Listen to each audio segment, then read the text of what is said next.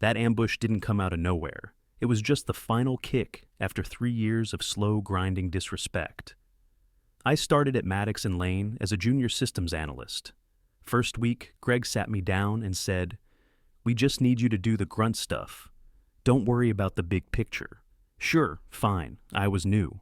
I kept my head down, did the reports, cleaned up data sets, sat through meetings where no one listened to anyone. But even on day one, I saw it. The cracks. Systems 5 years out of date. Half the team didn't know how to use the software. Clients constantly on edge. Missed deadlines left and right. Nobody seemed to care. Greg smiled and shrugged through every crisis like he was hosting a barbecue.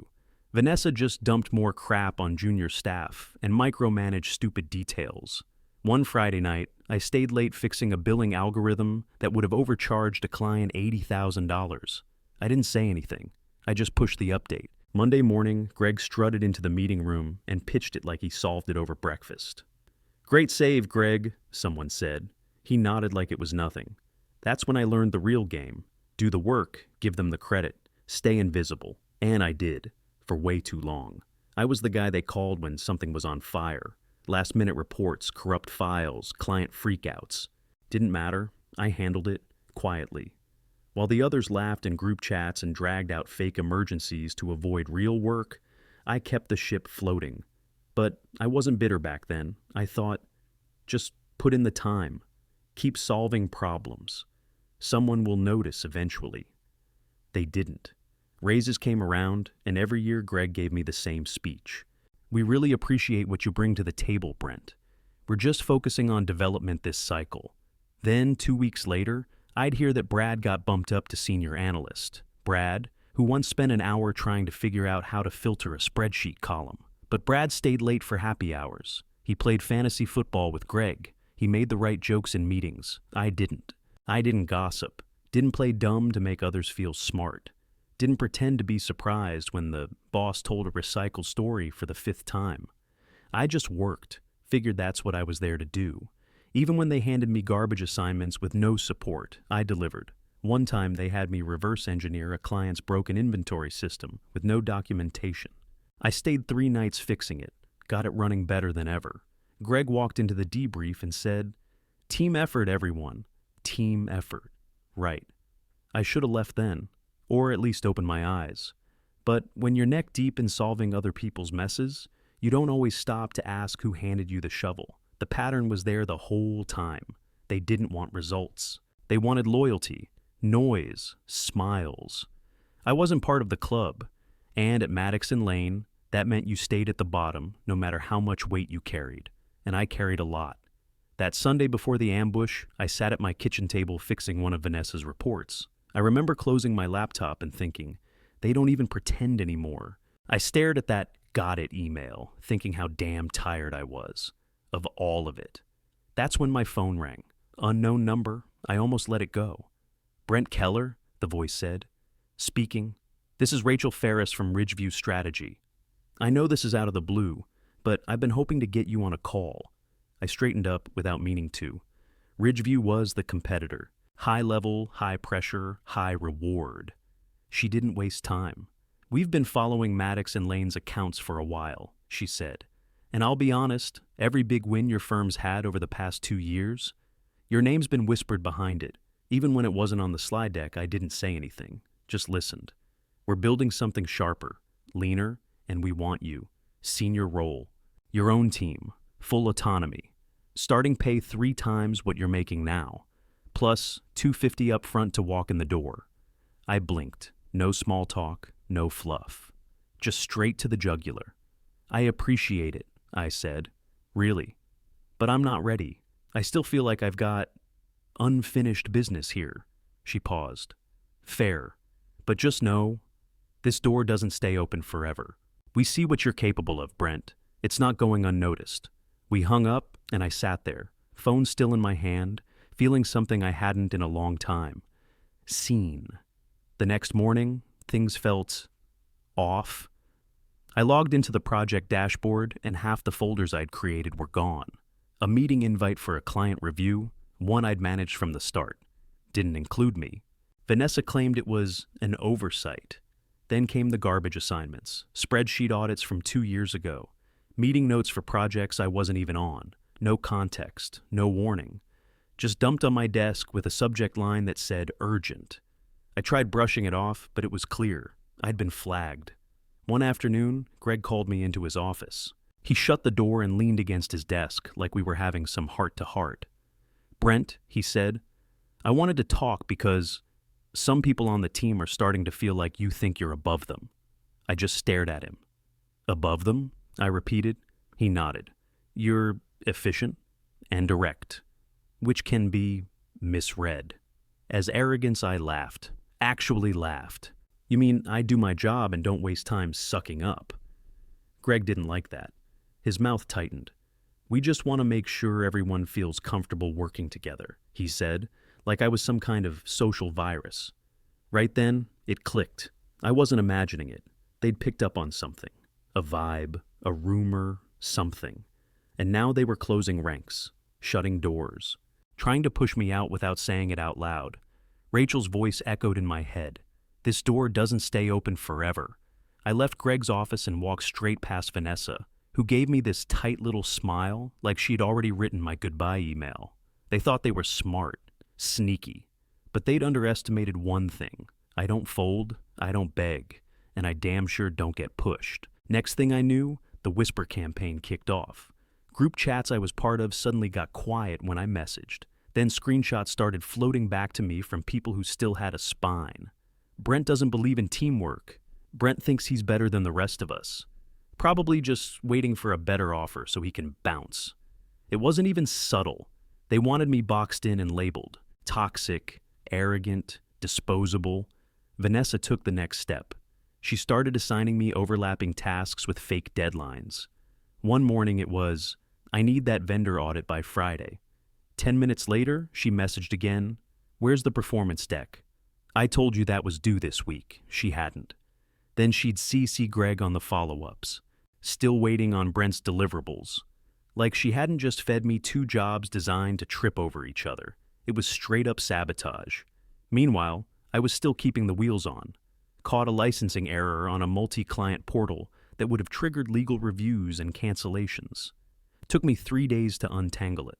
No thanks, no mention, just silence. That week, a senior consultant from our Chicago branch called me in a panic. Their client platform was throwing errors after a rushed update. I patched it remotely, saved the relationship, kept them off the churn list.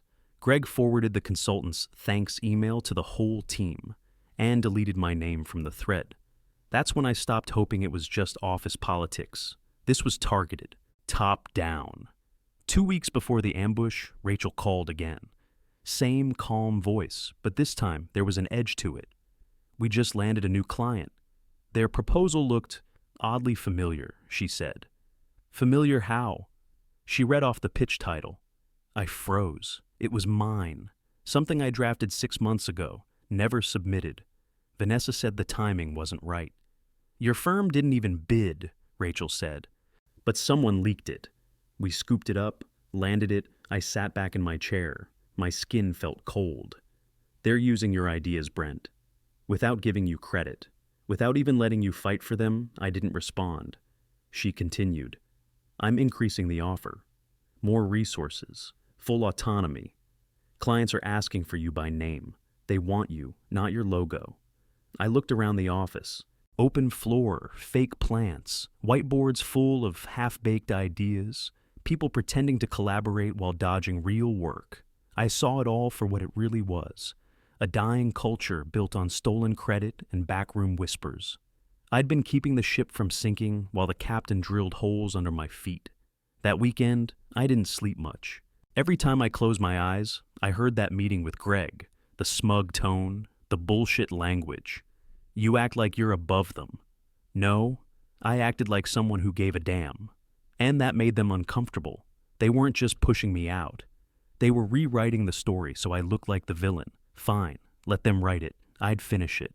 That Thursday started quiet, too quiet.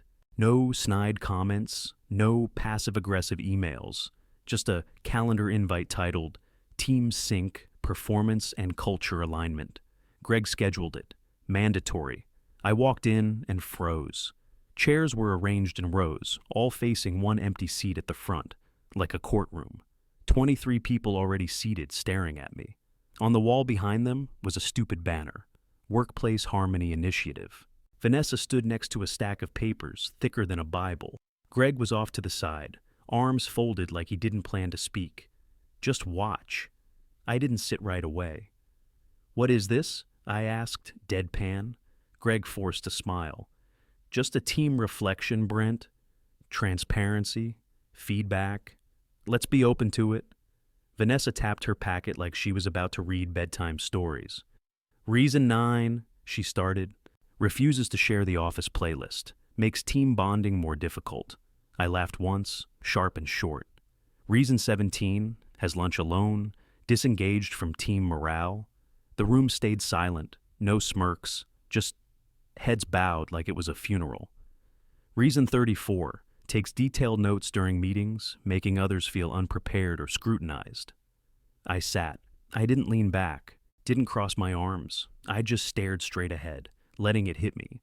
It went on for 2 hours, 2 hours of polite knives, my quirks, my habits, the way I organized my desk, the fact that I didn't say good morning loud enough. One guy even said I made him uncomfortable because I never asked about his weekend. 190 reasons. They never once mentioned performance. Not missed deadlines, not client issues, not even attitude in meetings. Just paper cuts dressed up like feedback. Around the halfway point, I stopped listening. I just watched them. Watched how no one looked me in the eye. How Vanessa read each line like it was gospel, pretending she wasn't enjoying it. How Greg checked his watch 3 times. This wasn't about improvement. It was exile. When the last page flipped, Vanessa said, "That concludes the list. We're offering support if you're open to a change in approach." I stood up slowly, brushed off my jacket like there was dust on it. Then I pulled out my phone. I didn't step out. I didn't lower my voice. I called her right there. "Rachel, it's Brent. I'm in. Monday start is good. And yes, I'll bring my client contacts." Dead silence. Greg's face went white, like actual no blood left white. Vanessa's binder slipped from her hand and hit the floor with a loud thud. One guy near the back muttered, "Oh shit," under his breath. I looked at the room, the whole pack of them, the same people who'd smiled in my face while stabbing me in the back. "Thanks," I said, loud and clear. "You just made this decision really easy." Then I walked out. No hesitation, no turning back. Next morning, I showed up before sunrise. No cars in the lot, no eyes on me. I walked straight to my desk, grabbed a box from under it, and started packing.